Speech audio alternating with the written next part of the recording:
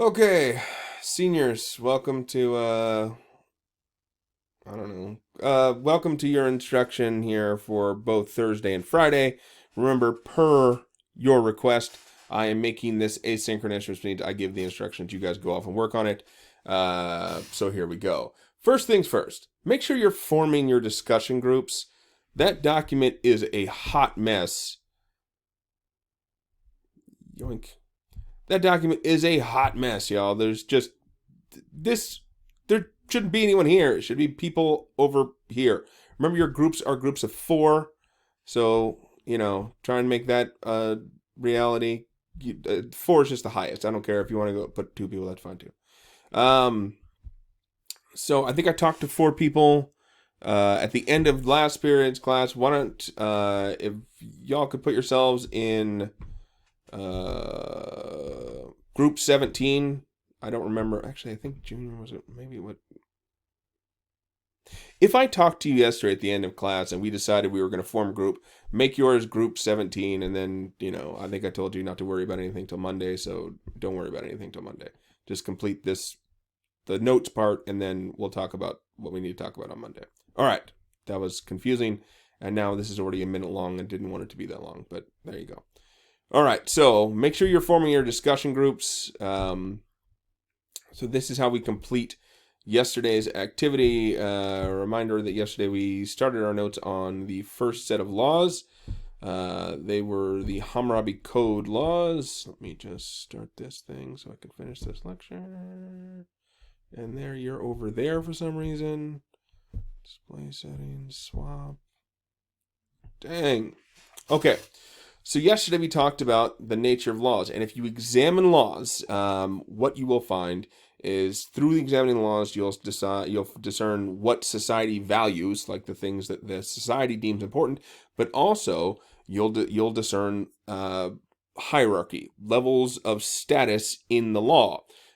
Laws are like, it would be great if laws created fairness. It's just that they don't. Laws do not create fairness. Sorry.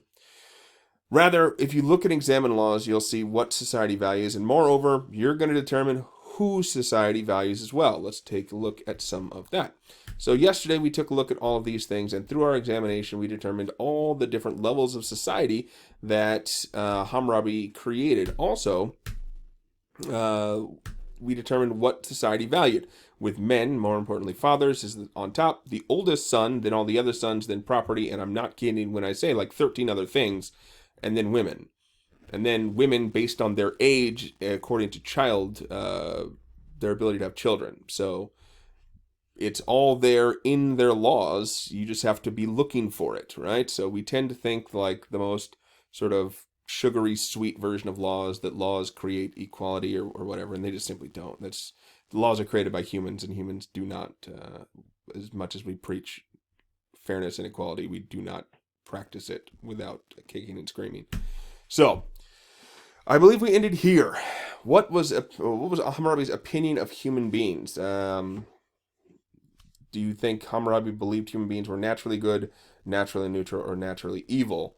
I mean, please make sure your answer goes in your notes, but I think you can pretty much discern that Hammurabi did not have a very high opinion of humanity. He believed that human beings left to their own devices are rather selfish, if not evil, and that the laws needed to reflect that. You had to answer brutality with brutality, and that's the only thing that people respect. Do you think he's correct? Also in your notes. Okay, so this brings us to the J curve. The J curve is, where's my drawing tools? Oh, this is going to be sweet. Nice. All right, so the J curve has stability on the y-axis, and then openness or freedom on the x-axis, or maybe the y. Anyways, if you read the curve, you'll see that like the higher it goes up here, the more stable society is. The further right it goes, the more open or more freedom society has. This is called the J curve. And you can use the J curve to examine any society. You could do any country, you could do any kingdom, any family, any classroom, any group of friends. The J curve can be used to analyze any society, big or small. And I'm going to ask you to do that here, both in the coming year, but also on this activity. So, the further right this goes, the more stable or the more open or freedom society has, and then the further up it goes, the more stable society is. And so you can see that if you offer very little freedom, you will have a stable society. And so there's several examples of societies where there's very little freedom, but it's a very stable society. So countries like Saudi Arabia, very few freedoms, very stable. What are you going to do? There's several countries like this. We tend to think of them as like despotic or like tyrannical. It's probably not that severe. But if you offer people very little in the way of freedoms, you will have a very stable society. How do I know this? People whose curfews were like 8 o'clock. One of you said 7 o'clock, which seemed a little... Anyways, but think about families, right? So you have parents who are very strict, but the family's pretty stable. I mean... You know, they don't seem super happy or anything, but they get okay grades. They're not robbing banks, at least not yet. It's a very stable household. You have classrooms where teachers crack down on every little thing. No hats, no pens, no what else? No hoodies, no eating in class, no drinking in class. All of those things, right? So, oh, wait, you guys went to McKnight. My God. It's McKnight, y'all. This is McKnight. This is the walk on this side of the hallway, hold your hand out if you can feel the thing. You offer people nothing in the way of freedoms, and you will have a stable society. The problem is, as you give people more freedoms, all they're going to want is more. And so, once you start to loosen your grip, stability is going to go down because once you offer people freedoms, they're going to want more and more freedom. So stability starts to tank, and then you get the line of chaos. You have chaotic states where, sure, there's laws, but they're not applied equally, if at all, and you have chaos. And so you have countries that are absolutely chaotic. What would be a good example here? Like, I'm thinking like Venezuela, chaotic state. Some people are going to want to say North Korea. North Korea is not a chaotic state. It's just not a great state, but it's not chaotic. You have civil unrest. Well, actually, now that I start listing things, there are some of these things going on in the United States, but that notwithstanding, you have civil unrest, you have grand disparities in the rich and the poor.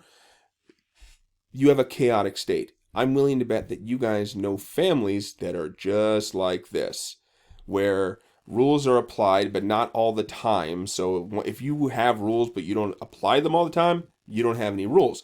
And so people violate some of them, and they violate them sometimes, but then there's punishment. There is chaos. Maybe the laws are not applied equally to like the siblings. It's a chaotic state. So as you offer people more freedoms, all they're going to want is more, and then you have a chaotic state. You're going to have a generally unstable society.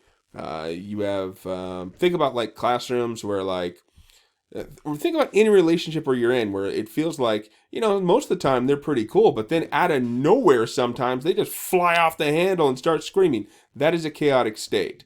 It is where they give you the appearance of freedom, but then arbitrarily decide that the freedom is, or they're going to take them away, and you get chaos.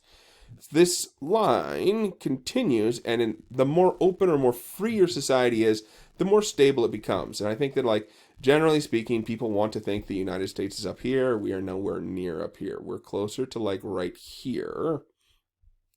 Stable society, but we don't have the openness and freedom that other countries have. Like, this would be your Northern European states, think like Finland, Sweden, stuff like that, where people live a whole lot longer and they have a whole lot more personal freedoms. Look it up if you don't believe me. All right? This is the J curve, folks. Your job will be to place societies on the J curve. You could probably place your family somewhere on the J curve, right? I'm willing to bet that, like, think about it down here, right? Think about it if, like, you have, like, a two-parent household, but they're not on the same page. And you have one parent who's super strict and the other parent who is just, whatever. You get chaos. People don't know what rules to follow. So, J curve. Moving on. All that stuff's supposed to go in your notes, by the way. So the question that we have to sort of ask is, how much control is needed to maintain order?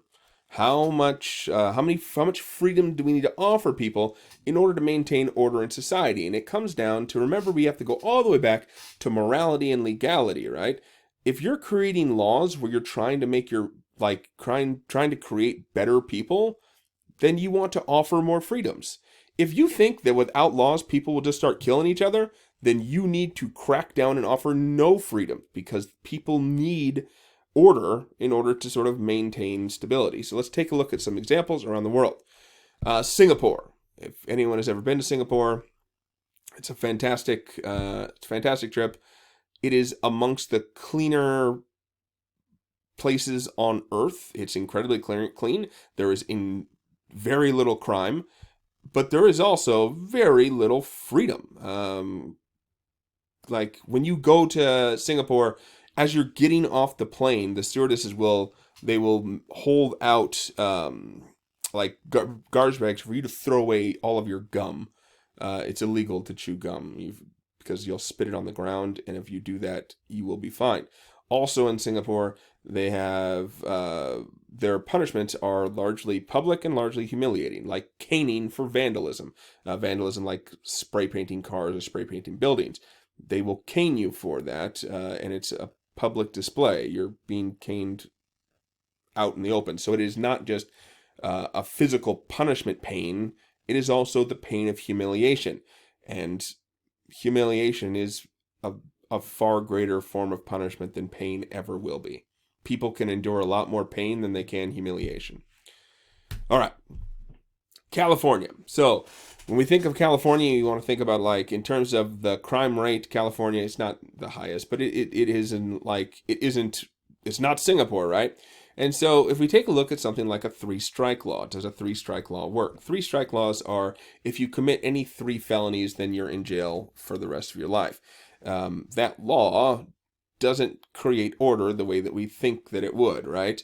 One, warnings don't work ever. So if you are ever babysitting or you have a young child or whatever, warnings don't work. The more warnings you give someone, the more likely they are to continue to break whatever rule you're trying to enforce.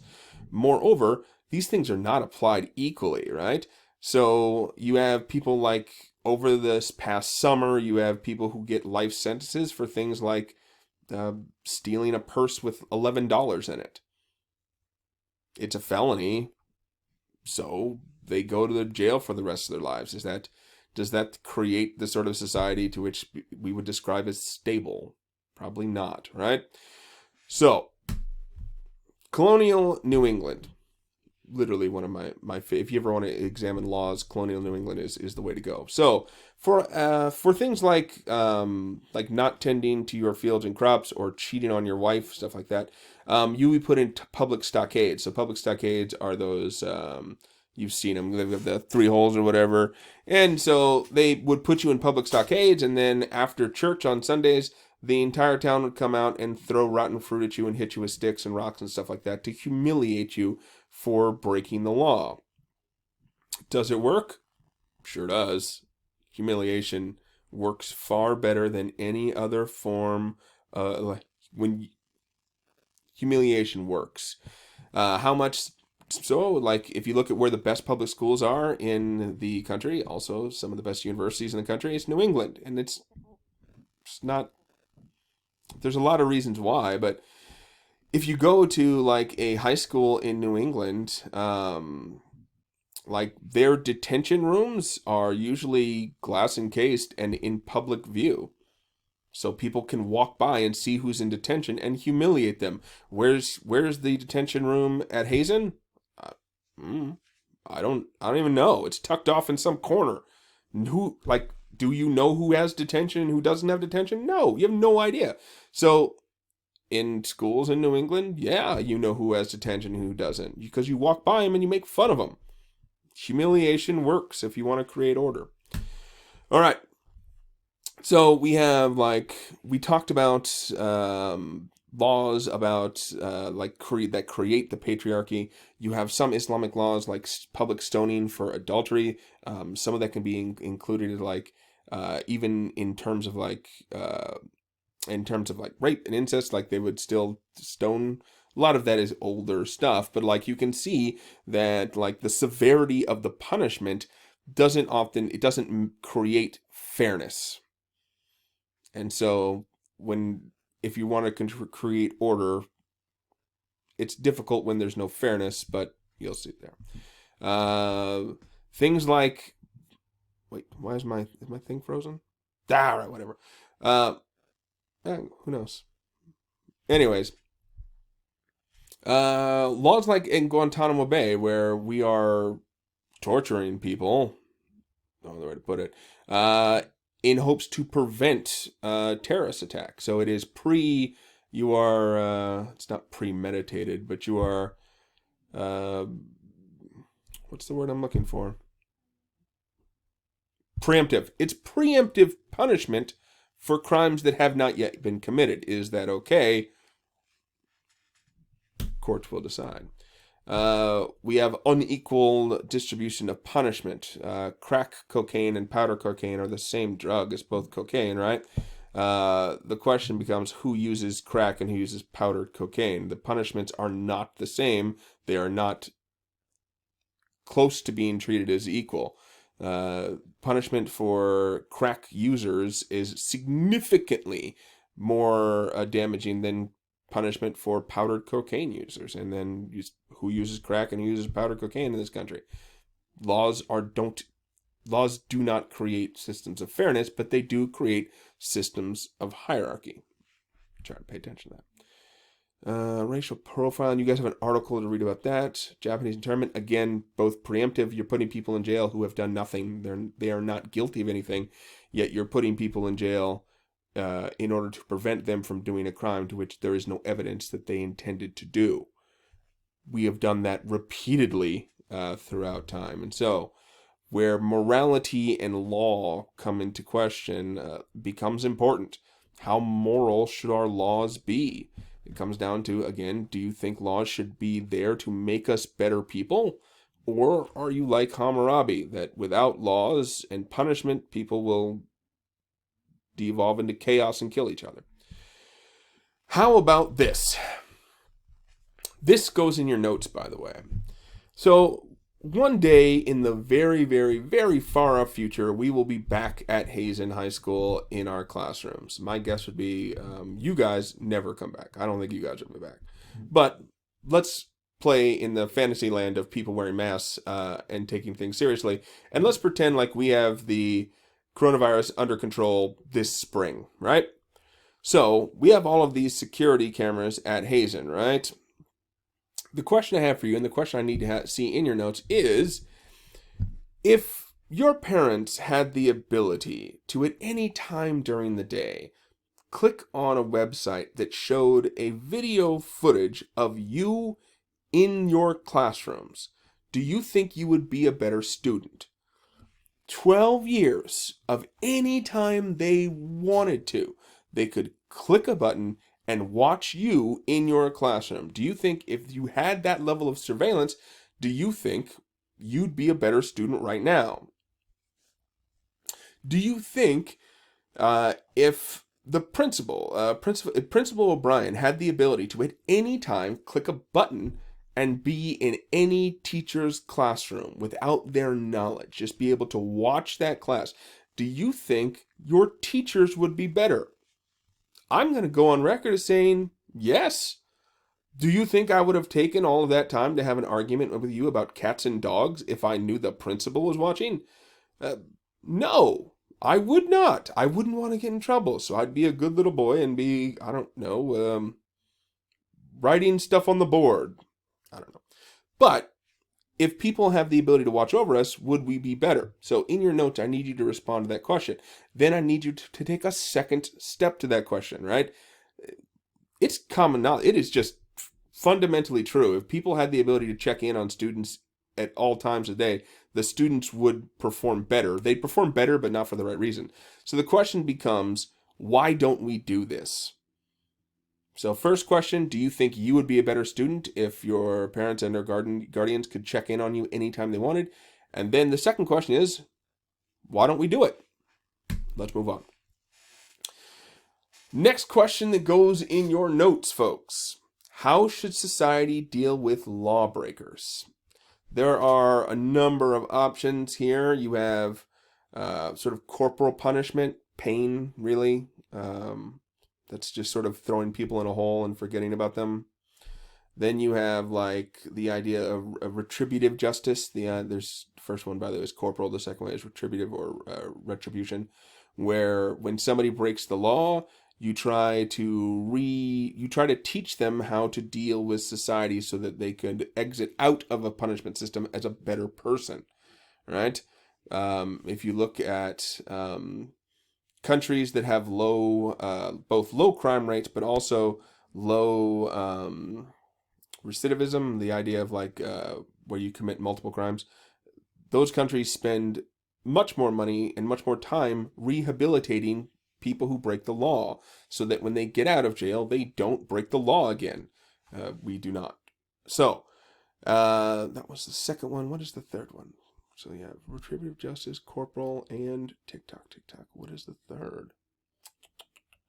Humiliation. That's the third one. Humiliation as a form of public lawbreaking. Which one of those three do you think is the most effective? If it probably comes down to which one do you think is like, there's like, which one do you use and which one do you think is the most effective? All right. I need you guys to know this. I need you to talk to your group mates and determine which one of those three is the most effective way to deal with lawbreakers, because for the next assignment, you all need to think of punishments. So you will be writing the classroom rules for this Zoom class we're in, right? I need a set of 10 rules for the class. In your rules, you have to not just establish, you have to establish a few things. One, what do we as a class value? That's up for you to determine. I really don't know. What do we value? So the law has to show what we value. So I need you and your group to make up a list of, let's say 4 values. Don't put it anywhere on your poster, because I should be able to read your laws and I should be able to determine what your values are. So first thing first, in a hidden discussion that I am not privy to, you and your group are going to decide what are our 4 core values for this class. Then you're going to create laws that represent those values. Fair enough? Hope you wrote that down. The other thing you need to do is you need to create a system of hierarchy with a minimum of 3 levels of hierarchy. So you have, it could be like the hierarchy could be Mr. Taylor as being on top of the hierarchy, then the students with A's, then the students with B's, then C's, then D's, then F's. It could be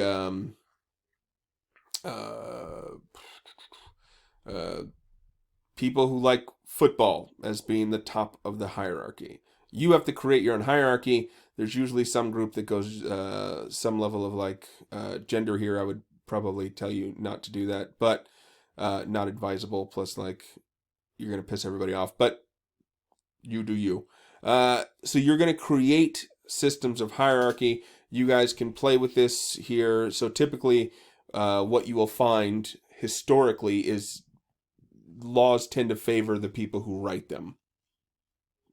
So I would be fascinated to see if you guys can manipulate your laws so that you end up on top of the hierarchy, or at the very least second behind me, right? So you're going to create at least 3. You get more points for the more complex your hierarchy becomes, all right? So 3 is the minimum. Think of it as 3 as a B, and then anything past that is extra credit or higher grades. All right. So for each law that you write, your laws have to have, it's a very clear formula. It has to say the offenders, the victims, the offense, and then the punishment. Your laws have to have all four parts. Laws can't be like no chewing gum, because no chewing gum does not have all, it only has the offense. It doesn't even have the punishment.